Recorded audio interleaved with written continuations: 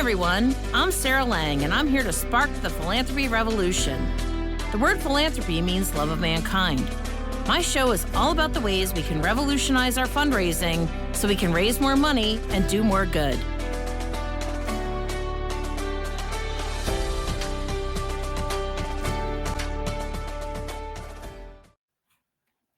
Hey everybody, it's Sarah Lang with the Philanthropy Revolution. Happy to join you for another episode. Thanks for joining us today or listening to the broadcast after it's posted to YouTube. For those of you who don't know me, I am a professional fundraiser. I raise more money so nonprofits can do more good, and I love what I do. I've raised over $100 million. It's probably closer to 110 million, but I've lost count. Should probably redo the math at some point. Anyway, I'm here to help you raise more money so you can do more good. And today I'm super excited to have Michelle from Lone Red & Company. She is, just to be fully transparent, my graphic designer. I love her to death. We're in the middle of a rebranding process, so stay tuned for that. And I'm going to have Michelle join us now, and she's going to introduce herself and tell you a little bit about who she is and what she does. Hey. Hey. Thank you. Thanks for having me on. Always. So happy to have you here. Yeah. Well, I am Michelle Knox. I am on the opposite side of the country now than Sarah. I live in the Pacific Northwest. I'm the owner of Lone Red & Company, or Lone Red & Co., which I don't go so far as to call it an online agency. I call it more of a collaborative. I pull together a team of creatives to work on branding and marketing for my clients. And we really focus on brand messaging and clarity and strategy around your branding and marketing. So that is me. Moved here from Louisville, Kentucky about a year ago. So yeah, it's crazy. I can't believe it's been a year. Wow. Me either. Yeah. Life is just flying by too fast. I've decided. It is faster every year. Yeah. So I'll tell you guys a little bit about my relationship with Michelle. I honestly don't even remember when or how we met. But It's Michelle, been like 6 years, I think. Wow, 6 years. No wonder I can't remember. Yeah, right. Yeah. So Michelle has really been my partner in crime when it comes to thinking about my brand and how I present it in the world, and how do I be consistent about that? How do I talk about myself in a way that kind of gathers everything that there is to know about me, which is a lot. And so she's done a great job over the years of really helping me get some clarity around how to put myself out in the world. And now, like I mentioned, we're working on a rebrand. So stay tuned for that. I'm very excited about the brand and where it's headed. And yeah, she's my go-to person when it comes to questions about how I show up in the world. So thanks for all your help over the years. Absolutely. And I love partnerships like ours that are ongoing, and then I can dive deep and get to know the client and what they're working on and what their goals are and where they're headed. Because more than anything, you need to, when you're branding or marketing, think outside of our daily bubble, right? And project 5-10 years down the road. Where am I taking my business? And stretching into who we want to be and become, right? So that it's better for me when I get these long-term clients, because we develop a relationship and become more than clients, which is cool. And I just have a better understanding of who you are. So that's good. Yeah. Yeah. Great. So let's dive into branding and marketing, because I just went to the Mass Nonprofit Network conference last week, and there was a presenter who said that, marketing is a dirty word for nonprofits. And yet I think, it's so important for nonprofits. And so let's talk about branding. Like, what is a brand and why does it matter? Right. Well, and I think now because of where we are with online businesses and marketing and, just the influx over the last 10, 15 years, right? It's just, and especially post pandemic, it is just, I feel like it's noisier than ever, right? So there are a lot of people talking about branding and marketing, which I think is a great thing. And I think it has helped some people realize that your brand is not your logo. It is not the colors or the fonts you use. That is not your brand. Your brand actually lives inside the minds of your customers or anyone who comes into contact with your marketing materials, with your online presence, with you, with anyone who represents your nonprofit or your business or whatnot. So it's something that you use brand visuals and messaging to kind of curate so that you make sure that whatever is in their minds is what you want to be there. So, but I have to explain that to a lot of people that it's not something that you hold, right? It is in the minds of your customers. And then your job is to do the work of brand strategy and clarity and all of those things. Yes, your visuals play a part in that, of course, but that is just one aspect of it. Yeah. So, And so why is that important for nonprofits? I mean, obviously we can all see why it's important for profits, right. but then why is that important for nonprofits? Nonprofits, I think for a long time, it's been almost shameful for them to promote themselves and uh, run themselves like a business, but that is exactly what they are. And in order for people to understand why why and why they're doing what they are in the world and to reach the people that they want to help and to get across the difference that they're making in the world, they have to promote themselves. They have to market themselves. They have to develop and create the right brand and messaging in order to get their message out there and to rise above the noise. I mean, we all know there's so many nonprofits that pull at our heartstrings for different reasons, right? And they all need funding. They're all looking for volunteers. They're all, so what is going to make your nonprofit stand out, right? And it's not any different than when you're strategizing from a business standpoint, from the, creating a brand from a business standpoint. You have to rise above the noise. You have to be super clear about who your ideal person is, what's your audience you're trying to reach. Is it the people that you want to help? Is it your funders? What is it that you need to happen in order to get your message out there so that you can help more people? Yeah. Yeah, that's great. The one thing that I think happens, especially in the nonprofit sector, is there's this whole set of beliefs around how nonprofits should operate. And, you know, there's kind of this thinking, which goes back to when philanthropy was really local, which is kind of I call it the field of dreams approach, build it and they will come. Mhm. And, when philanthropy was really local, so local folks gave to local nonprofits, that was fine.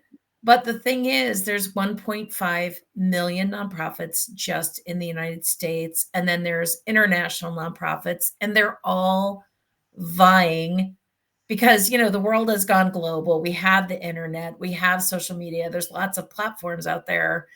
And so, like you said, it's super noisy. Mhm. So now a local nonprofit isn't just up against their local other nonprofits. Right now, they're competing on a global scale. And so at the same time, I remember, back in the days when I used to work at nonprofits, they were like, "Oh, well, you can't really brag about it, and that's you can't really, put your clients on display because that's exploitation, and, you shouldn't have to go out and beg for money." And so I was like, "Okay, so we're just gonna stand here at the top of the pristine tower and hope that people find us?" It just struck me as Right, right, and the yeah, thing is, you're really doing a disservice by not getting your message out there. They're doing really good work, right, and, to speak I think some people to what you said, I think some people can get overwhelmed with the global aspect, right?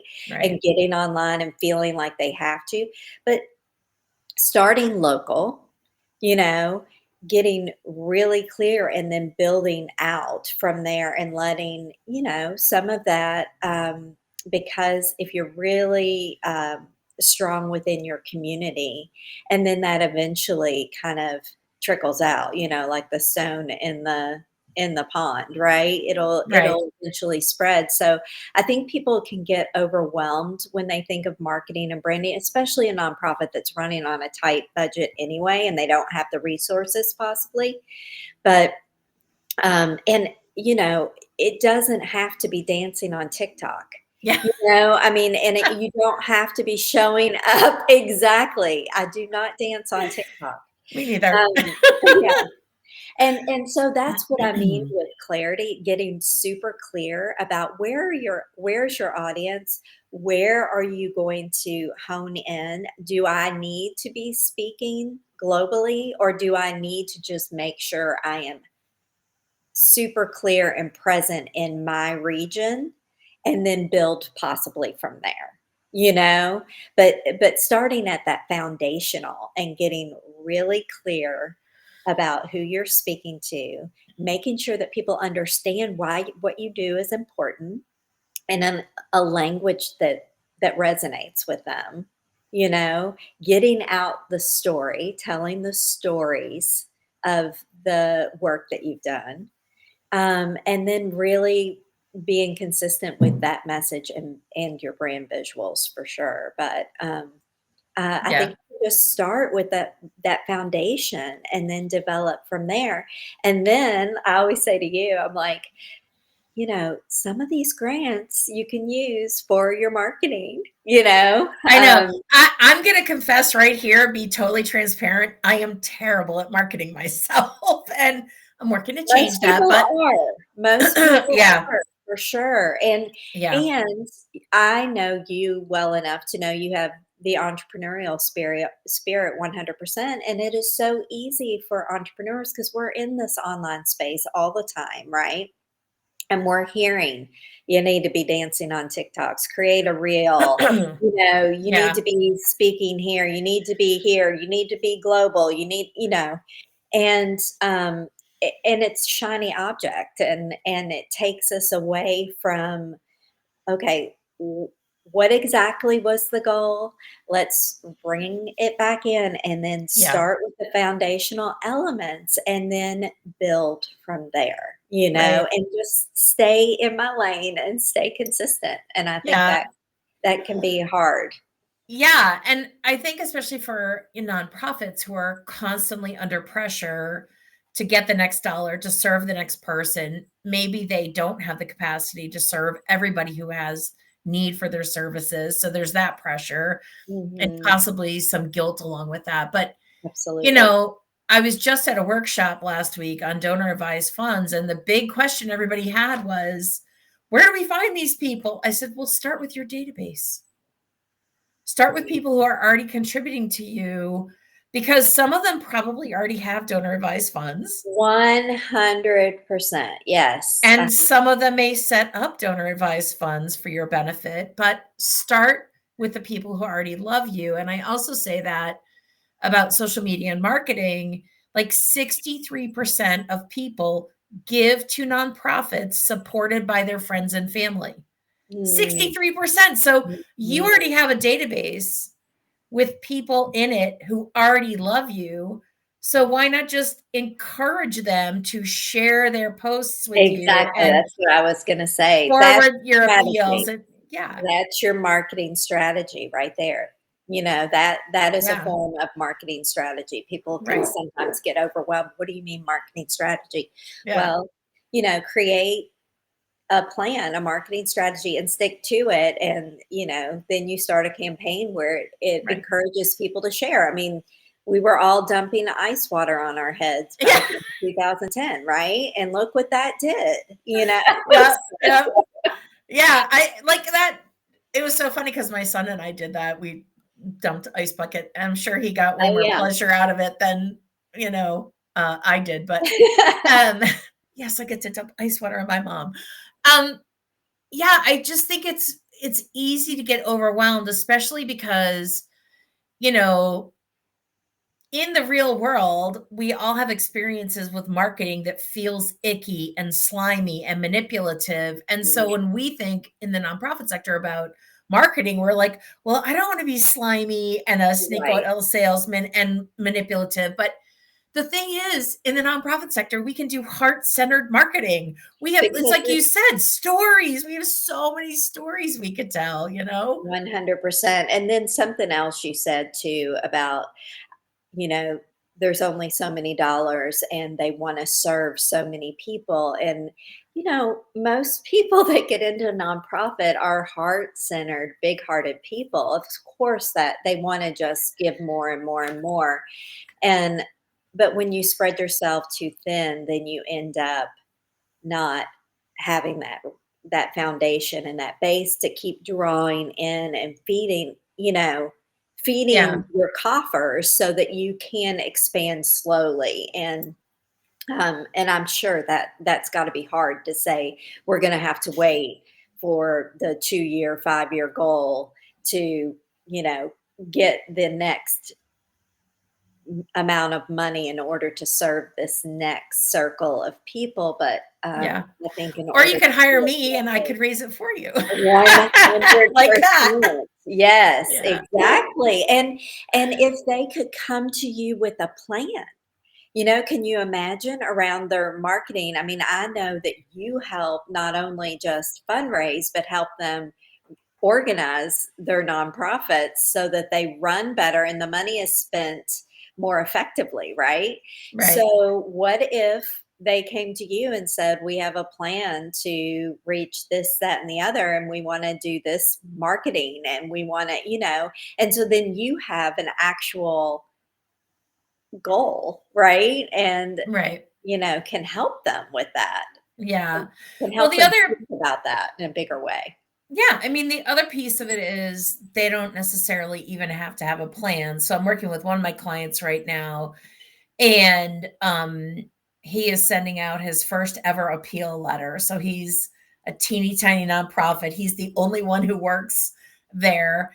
And yet he's trying to kind of spur a national movement, right? So um I just keep saying to him, let's conquer Worcester first and Yeah, then worry about the rest of the world. And he has an amazing bank of contacts. I mean, he is really well networked in his area of interest. And so, I said to him, well, let's get this appeal letter out. We're calling it the launch letter because he's in the field of space. yeah, And so he's like, "Oh my gosh, how are we gonna get this out?" I said, "Well, you have a huge list of contacts. Let's send it out to them and then do a social media campaign." He's like, "I don't know how to do that." I'm like, "I do." So exactly. That yes. I How said, "You don't helpful. have to post 3 times a day, 7 days a week. You could post 1 or 2 times a week." To me, Mhm. it's more about getting them into a pattern of consistency. 100%. Yes, Yeah, because it's a lot of work and it's engagement too. So, I mean, being able to respond, getting responses from people, right? It can be a lot, but start small, right? And be right. consistent. That's, I talk about the 3 things. I think that was the title of this, so I wanna make sure we hit on those. But the 3 things I talk about are clarity, consistency, and then commitment. Yeah. Because it's hard work to do the real Yeah. clarity work, right? I mean, we've done a little bit of that, and trying to rein in and boil down to that essence of your message and why you do what you do, and saying it in a way that's going to resonate with your ideal client or customer, or who you serve is Yeah. is deep work. It is. And one of the things I often suggest to folks is um, doing a donor survey, or Mm, even you could ask your volunteers as well because they're yes. making contributions. So send out a survey and ask them, how do they identify, first of all, why your organization, right? There's 1.5 million nonprofits in the United States. Why are they giving to you? Why are Mhm, they volunteering for you, right? So get that information, because that's going to help you understand their motivations, and then find other people who think similarly or feel similarly. And then the other thing I ask them is to describe themselves in 5 words. How would you describe yourself as a person? And then how would you describe yourself as a donor? And then so the descriptors about, oh, here's how I am as a person, can again help you identify your like ideal donor avatar. And then mhm, you can wash, rinse, and repeat. You don't have to like figure out how to reach Jeff Bezos or Bill and Melinda Gates. You just have to figure out what are the types of people who are attracted to you mhm. and already supporting you, And why? and why, and Mhm, then wash, rinse, repeat that. So what most nonprofits, I always do a donor data dump with them, and what most nonprofits are going to find is that it's women over 50 who are carrying philanthropy right now. wow, I love hearing that. I Yeah. know, right? Mhm. It's us. Yes. So, okay, great. Now go out and find more women over 50 who Mhm. care about your cause. Like, where are they hanging out, Yeah, and Um, this what all everything you're saying is no different than business, right, when businesses market and the things that they have to do. So right. nonprofits may feel like, well, we're not a business, but you need to do the same sort of thing in order to get your message. It's all about a message and getting it out into the world, right? Right. And so whether you're a business or a nonprofit, you go about it, you approach it the same way. Yeah. Well, that's the thing I find so interesting is there's so many nonprofits that don't realize how much they already have in their own database. Mhm. The Mhm. people who already love you are the place to start. Mhm. Those are the relationships to leverage, You whether call it's that to, your A-list, right? yeah. Yeah. No, they So, already love you. Yeah. yeah, so start there. Ask them, do they have friends and families members who might be interested in the cause? Encourage them to share the emails, the social media posts, whatever it is.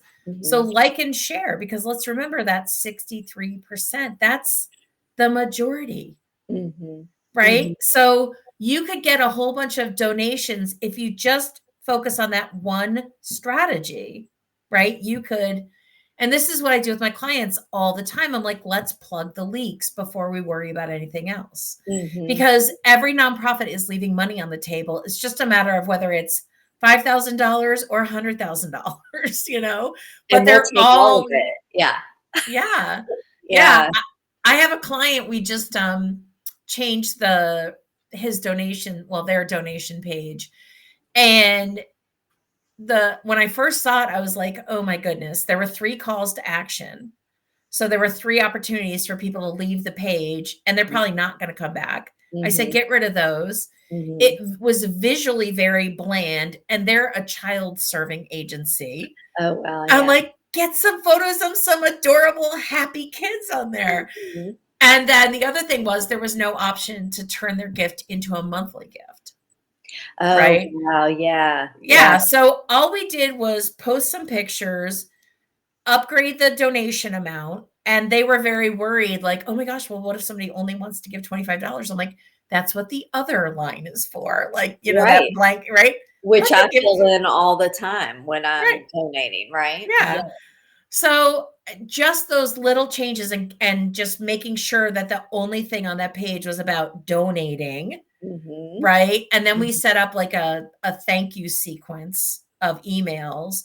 So we're sending out 6 emails over 6 weeks. So immediately after the donor makes their contribution, we're taking this from the world of marketing, you want purchase affirmation, Yeah, right? And so they get a thank you, which is a very short video by the executive director saying, like, oh my gosh, thank you so much. You're going to help, improve the quality of lives for kids in the Boston area. And, um, like just on an iPhone, 30 seconds, it wasn't a big absolutely. Yeah. production. You don't Yep. have to hire. And then, sending them the annual report, sending them information about the Leadership Gift Society, and so just those changes in the 30 days that those changes have been in play, there has been a 17% uptick That's awesome. in revenue over last year. That's awesome. That's what I'm Yeah. talking about, like just plugging the leaks. Exactly. It's simple foundational things, right? Right, right, It's those foundational things and having somebody that has some marketing know-how to kind of look at it for you right. and because obviously they didn't see it, right? So Mm-mm, being able to hire an expert, right, someone that can give that once over and give you a punch list of things right. that could really bump your ROI. So, Yeah.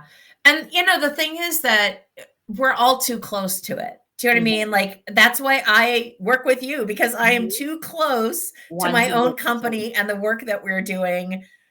I can't see the forest for the trees. I'm like, oh, here's a tree, right? So, Absolutely. I mean, they say, what do they say? You can't read the label from inside the bottle, oh, yeah. right?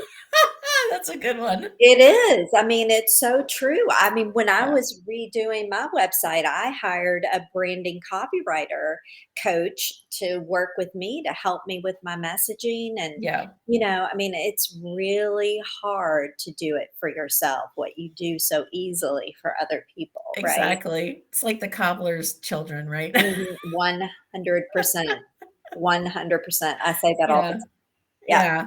Well, and that's the thing is, there's so many nonprofits that are and this is no fault. I'm not blaming nonprofits.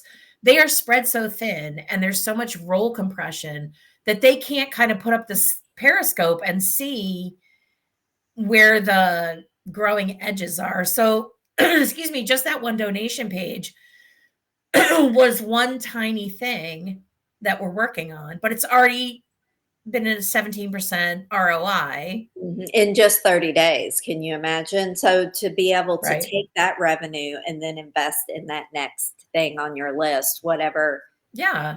plan you're helping them craft or, so Yeah.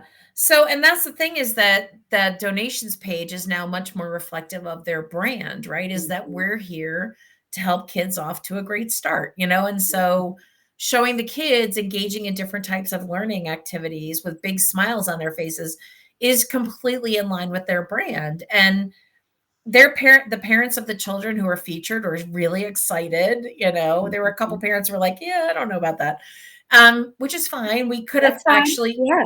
yeah, or we could have used stock photography. Do you know what I mean? Mhm, Like, it didn't have to be the actual children, and that's one of the things I say to nonprofits out there is if you're feeling really like taking photos of your clients is sleazy and exploitive, the first thing I would say is ask them mhm, because mhm, there's so many clients out there that want to share their story of transformation. And they're so grateful to the nonprofit, like, oh my gosh, you helped me in this way or that way. My life was like this before, and now it's like this. And I'm feeling much better and I'm doing much better. And they want other people like them to know that the transformation is possible, right? So they want to share their message of hope. And so many times because we're kind of like experience marketing is sleazy and manipulative, we kind of just assume that that's how it's got to be. But we have so many people and so many stories. Like I'm working with a national organization right now, and the stories. we have too many stories to sift through, and they're all so compelling because this organization has transformed their lives. It's given them a second chance at life, and they want to get up on the roof with a megaphone and shout out about it. So they're very excited to share their story. They're like, oh my God, I literally would not be alive right now if it Right. weren't for this organization. And so no matter what field you're in, you have a million stories, and you can craft them in a way that's respectful, that Mhm. reflects the transformation. Because, surprise, what your donors and funders are paying for is transformation. They don't Mhm. really care about your overhead. What they care about is impact, And what right? yes, yes, yes. And the fact that you have been running your business as long as you have has gives this extra, this extra value add when you go to a nonprofit, because you're not only helping them with their fundraising, you can look at it from a branding and marketing perspective because you've been doing it on your own business, right? And you've Yeah, been 25 learning the years. I way can't believe it. exactly. Yeah, yeah. Yeah, yeah. Well, and the thing is, I believe that nonprofits are businesses. They are in the business of alleviating hunger, alleviating homelessness, rescuing animal, like whatever your mission is, that's Mhm, your business. You are in mhm, the business of, and really there are some differences between businesses and nonprofits, but mostly it's in the distribution of the profits. mhm, We all need customers, or we call them clients, mhm. right? We Right. all need revenue, right? We all Yeah, need to promote the work we do, not only to demonstrate impact, but to like excite people and engage them and letting them know that the money they've already given us has been put to work for the common good, right? yes. So And there's so getting many, that yeah, message out there is marketing, right? You've gotta market absolutely. that message, you know? Yeah. Yeah. And the other thing that I'm going to be focusing on a lot more in 2025 is because so the boomers are going to carry philanthropy through 2035, right? That's just a given fact. The boomers are very uh altruistic, they're very change oriented. They're the ones who brought us civil rights, women's rights, right? Mhm. Sex, drugs, and rock and roll too. But Yeah, all of it, all the things. all of it, all the things, right? But they are literally aging out of the population. And so we need to think about, where's our farm team? Mhm, Like our A team that's like at the top of the league is literally dying off, right? So they're going to continue to carry philanthropy. And so I've become very interested. I sort of, in my head, I call it like the two buckets, right? So the big difference is the digital divide. So I didn't start using a computer till I was 22 years old. It was like my senior spring. Somebody introduced me to the computer center. I'm like, I didn't even know this was here. Right. So that was the beginning of my tech journey. mhm. And yet my son has been on a computer since he was 3. He Yeah, used to sure. sit, right? So there is this kind of like digital native versus the rest of us who kind of had to adopt and figure it out as we went. And so we have to think about, how do we engage millennials and Gen Z, because they're the next generation that's coming up. And so I kind of think it as like that's one bucket, right? So they're digital natives, and then there's like the non-digital natives. Like my father used to call me all the time, my computer just did this. Well, how do I fix it? I was just like, oh, Yeah, yeah, I'm still getting that. Yeah. yeah, yeah. I would be, except that he's no longer with us. But um, so it's like, how do you feel your farm team? And so I'm really starting to focus more in on like millennials, Gen Z. How do they behave? How do they act around donations? Because they are actually very philanthropic. Exactly, that's what I was gonna say. Yeah. So how do we fill our farm team? But I'm telling all my clients, let's nail down who's already in your database. Like, let's get, down and dirty with that group of people, Mhm, expand that group. And then like once you've mastered that, once you are like getting as much money out of that crew as possible, mhm. then we can worry about filling the pipeline and building your farm team. And I would be curious too, that the ones that are already supporting them, I would want to see what the commonalities in all of them are. What is it that all of them are saying about your nonprofit that makes them want to give, that makes them continue to give, Right. and tap into that and that language possibly, as you're moving forward, because there's some reason that all these people in their database have chosen that nonprofit to give to. So what is that? I'm curious about that. Well, that's why you have to do a donor survey. Yes, exactly. Now, Exactly. for, the digital folks, digital natives, that would be a QR code on social media, right? Mhm. Mhm. Versus sending a survey link to the other folks, but Mhm. via email. But yeah, it is really understanding about who is drawn to you in terms of your supporters, whether they're donors or volunteers or your board members. um, who's already drawn to you and why? I mean, that to me Mhm. is one of the key ways you can understand what your brand is, Yeah. Yeah, you know? exactly, and what, your brand message needs to be moving forward, Right. So what have they heard, or what is coming up in their heads when they think about your nonprofit, and how can we amplify that message so that we Exactly. connect with more of these donors? Yeah. And for me, the first place to start is, you said earlier about dropping that rock in the pond and then watching the ripples go out. Mhm. Start there. And Mhm. and that's why I always start with a donor data dump. Who are the people who are already in love with you enough to hand them your hard-earned money, Mhm. Mhm. right? So, the good news for us in the United States is 70% of people give to philanthropy. So you don't have to worry about, "Oh, they're not gonna know how to donate." No, they know how to donate. And I'm Mhm, gonna tell and you right making now. it super easy for them to donate, right? Because a Yes. lot of times if you have to get up and go get your card anymore, you're like, "Eh," you know? Right. So make it super easy. Yeah. Yeah, right, exactly, and let's not make me click 3 times Mhm. to till I get to your donations page. I had that experience, um, over the summer. Somebody really there was like a crisis situation, they needed money, blah, blah, blah. I'm like, "Great, I'd be willing to give you money."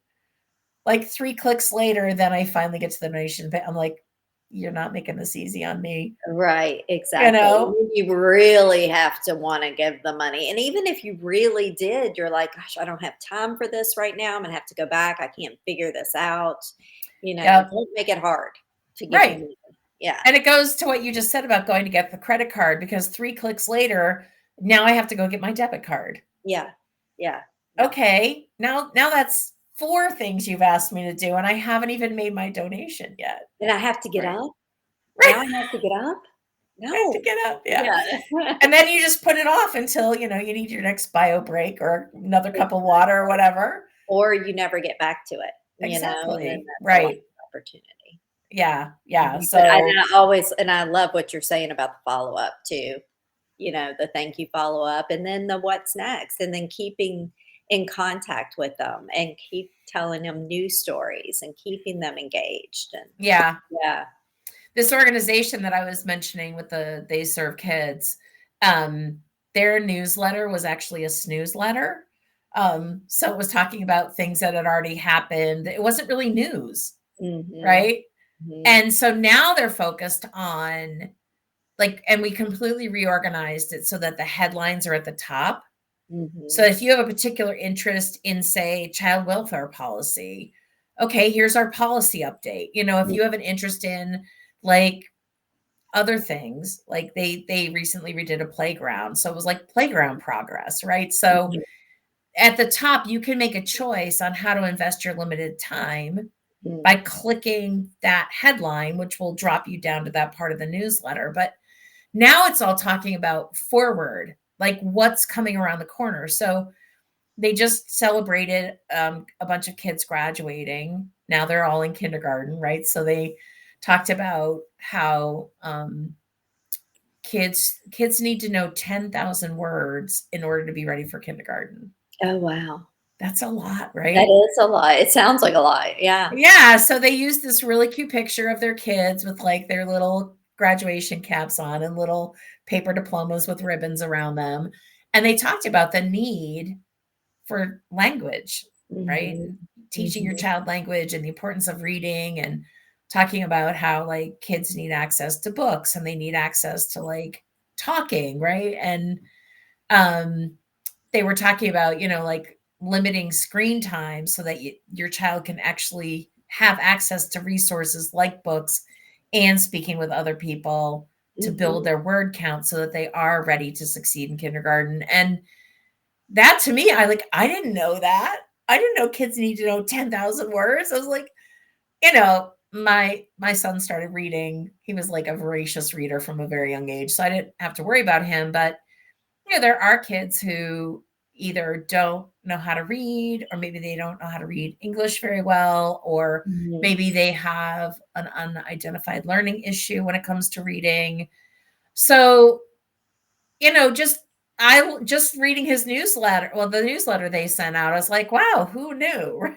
So, I said to him, the next thing as a follow-up is you could do like a book drive, Mhm. right? Oh, I love that. Yeah. Yeah, I said, "So I'm sure you guys spend a lot of money on books, but why not have other people participate in that?" Like, I love the idea that I could give you X number of dollars and it would buy X number of books for the kids in your center, right? And Mhm. so it's just kind of taking these ideas, what's next, right? So Mhm. somebody Mhm. makes a donation, great, let's send them a welcome video, let's send them our annual report. And so every week they're hearing from us and they're learning more about us, they're deepening their engagement.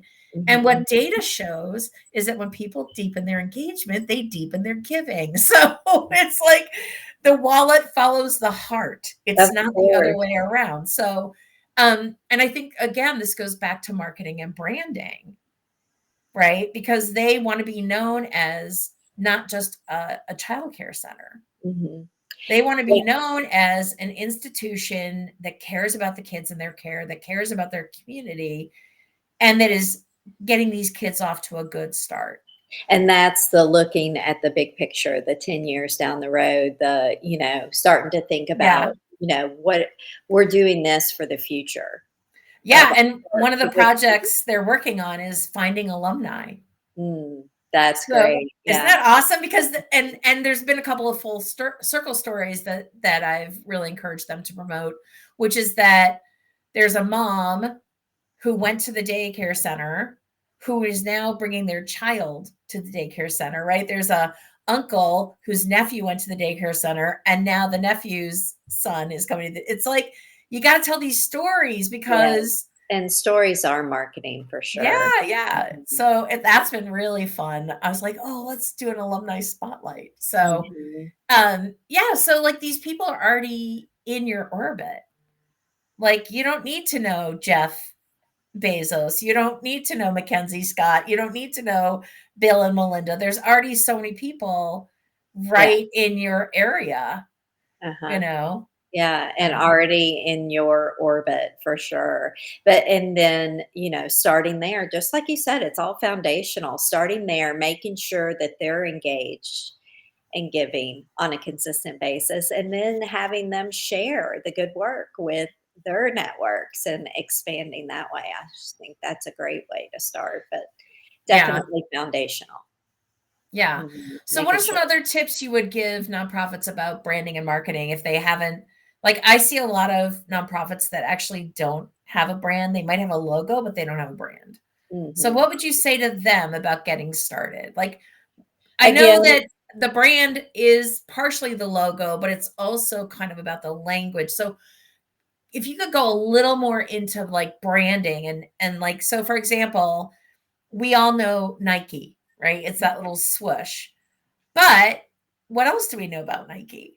Yeah, it's again, I'll go back to it's what people think of when they think of the name of your nonprofit, right? Or the Nike swoosh is just an icon, right? That we now associate with Nike. But what do we think of when we think about Nike, which actually they've been struggling. So, Maybe not a great example, but well, no, it's great. They've got, but somebody just kind of really tried to, it kind of watered down their brand. But bad idea.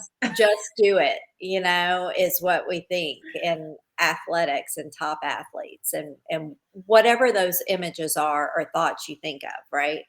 But in order to craft and curate what that is in the minds of the people that are going to donate or going to volunteer or going to support and really help market your brand for you, right? You need clarity around your message, clarity around what the ultimate goals are, making sure everybody on the team is pulling in the right direction, right? Using the same language. Once you get that brand messaging down and make sure that that is the message that you use consistently wherever people show up and throughout your team, right? Make sure your team's using that same language. Yeah. Getting super clear about who you serve and why you serve those people. That's all part of creating your brand. And a part of branding. And then as far as brand visuals, which is what everyone thinks of when they think of branding, of course, they think of the visuals, which because most of us are visual people, right? And I just think that has somehow gotten tied in with being the brand. But it is important to make sure that your visuals match the personality of your brand, match the essence of your brand, and then that you're again consistent, that second C, right? Super consistent everywhere, not just, oh, our color is blue, so let me just pick a blue because now I'm in, Word or whatever. And I'm just going to, no, let's be consistent with our brand colors and make sure they're consistent, make sure the type. I had a, a client I was working with earlier this year. And when I asked, and she had been in business for a long time, and I asked what her fonts were because I wasn't doing a visual rebrand for her. She's like, oh, well, I think we use like the same 6 fonts. I don't really pay attention. And I was like, oh, you're making my head explode, like, so making sure you're consistent, developed it again, it's foundational, right? I create a visual brand foundation for my clients. So we nail down your color palette, we nail down the type families that you're going to use, right? Your logo, of course, the sub marks that you're going to use, any graphic patterns, visuals that you're going to use throughout your visual branding and all of the touch points within your marketing. So that's just getting those foundational and then being committed to doing that work because it's not easy work. I mean, it's you kind of have to slow down to speed up, right? People use that term. You have to be able to stop.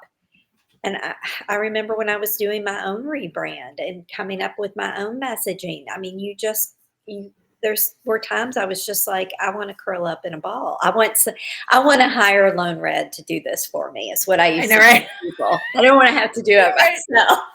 So right. Well, and that's the thing about being a business owner is like you have to make all the decisions about everything all the time. So that can make your head explode. But one of the things I want to get back to is, you were talking about how important it is that the language is consistent across the team. And I also want to say that your board needs to be talking about you in the same way as well. That's part of the team, right? Yeah. So it's not just a staff responsibility, but it's a board responsibility because they are the ambassadors of your brand, right? Mm-hmm. So they need to be sure that they're talking about your organization in a consistent way. And one of the things that I've experienced is I was taking one of my clients through a rebranding exercise, and we actually went out to people and said, when you think of this organization, what comes to mind? And we realized we had a massive perception issue out there because, so this organization offered a continuum of services to women, and they were really just well known for one service. Mm-hmm. And we were like, well, that's kind of almost the smaller part, especially compared to this other part of their programming, which was literally like 10 times the size of the first program. So we realized we had a massive perception problem, and that people had actually no idea what this organization did, which then informed the way that the logo was designed. So the three primary programs then became part of the logo. It became part of the way that they talked about the organization. We had to kind of retrain the board, because the board had the same perception problem, and they're like, oh, well, we're really just this. And we're like, no, these other two things are bigger than this. And this third That's a part, real flip on the messaging, and yeah, really amplifying those other two things. yeah, and it completely changed how the organization communicated about everything. Mm-hmm. So it was a complete flip, but we were so glad that we discovered there was a massive perception problem, because that needed to be corrected. And You that is know? being inside the bottle and not being able to read the label, right? You're Right. swimming in your own water. You're Yep. swimming in it all the time. You can't see it anymore. And Right. so having that outside perspective is so helpful. Yeah. The other thing we realized is that through doing like a donor data dump, they had a huge number of supporters. That was actually the majority of their income, which is unusual for nonprofits. But there was very little participation from anybody living outside the city of Worcester. Mm. And we knew that this organization was helping women from across the county. And so then we had to think about, how do we get the message out to other towns and cities in the county? Mm-hmm. And that's And marketing. I have to keep saying that's marketing. These nonprofits will yeah, say they don't want to do marketing. I was like, this is marketing. yeah, exactly. And we changed the way we constructed the newsletter. We made it so that somebody could get through the entire newsletter while they were drinking their coffee in the morning. Mm-hmm. It became very visual. The short stories became very short. It was like, here's what's going on. Here's what's coming.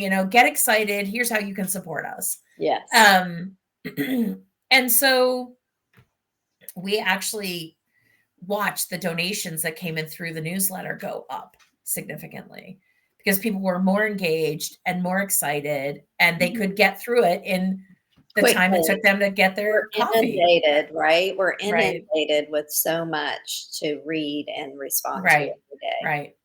Well, and that's the other thing is, to me, there's 5 things that are you gonna bring your fundraising up or drag it down. First is your approach to individual donors, right? So what does that program look like? The second is grants. I treat them like marketing pitches, because they are, right? Mhm. Unfortunately, you're not in the room to Mhm. convince people about how amazing you are and the great work you're doing. The other thing is, how is your board of directors? Especially vis-a-vis fundraising, right? And that Mhm. could be marketing, promotion, recruiting board member, like, right? And then strategic planning and strategic positioning, and also obviously social media and communication. So to me, those are the 5 things that, if you're not like paying attention to them, they're gonna like detract from your fundraising, Mhm. right? And Mhm. so it's really important to look at each of those areas and say, where are we at? Where are the places we can grow? And there, like I said earlier, there's a lot of strategies you can put in place that are like micro strategies that are going to lead to more money. Mhm. Like Mhm. just changing the amounts on your donation page leads to more money. Yes, and You know?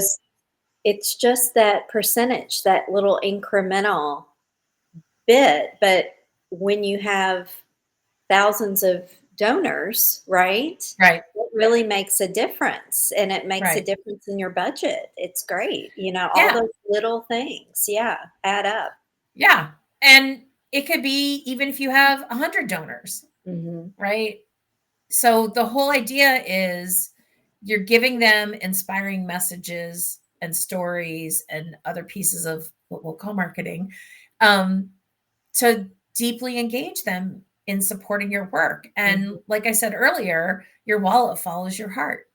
I mean, I have given away more money than I ever thought I would in my lifetime because I had, my graduate school was very good at cultivating me. And like, I knew it. I'm like, oh, I'm waiting for the big ask. And then it came and it wasn't surprising. I mean, I Yeah. was like, oh, I'm surprised you didn't do this 2 years ago. And they're like, oh, we could have. I'm like, yeah. But And anyway, we know this. We know about marketing, right? We know right, about the big ask, whatever. But if it's done well, we're still giving, right, If we exactly. Like, believe in the yeah, cause, we're still giving. yeah. Yeah. I mean, like, I'm a professional fundraiser. I know every trick in the book. I can see you coming. I can smell you coming. I can hear you coming. Mhm. But if you do it the right way and you engage me at a particular level, I'm in, Mhm. Mhm. because I love your cause. I believe in it, so there's organizations who have gotten more money out of me than I ever thought I would give to them. Mhm. And it's because they keep sending me amazing stories. And I'm like, oh my God, I want to make more of that happen. Yeah. And the thing that I found is that most people want to help.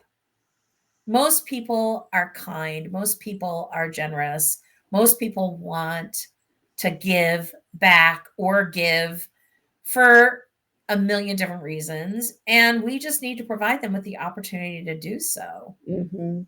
So Mhm. I never talk about it. I don't talk about it as asking for money.